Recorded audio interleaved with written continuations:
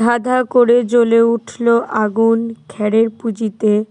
সকালবেলা ঘুম থেকে না উঠতেই মা চিৎকার করছে, দেখ দেখ পেছনে, বাড়ির পেছনে খ্যারের পুঁজিতে আগুন লেগেছে। সবাই মিলে আগুন নেভানোর চেষ্টা করছে, কিন্তু কিছুতেই আগুন নেভানো সম্ভব হচ্ছিল না।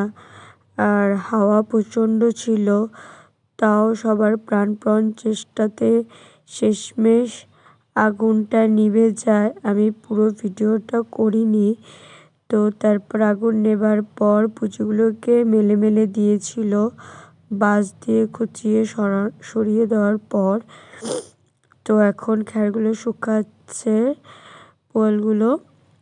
তো এখন সব কিছু ঠিকঠাক আছে। সবাই প্রথমে খুব ভয় পেয়ে গেছিলো, কারণ অনেক বাড়ি ছিল সাইডে। আরও এখানে দুটো বাড়ি, কিন্তু সাইডে অনেক বাড়ি ছিল, ওটা আমি দেখাইনি। তো যাই হোক, শেষমেশ ঠিক হলো সব।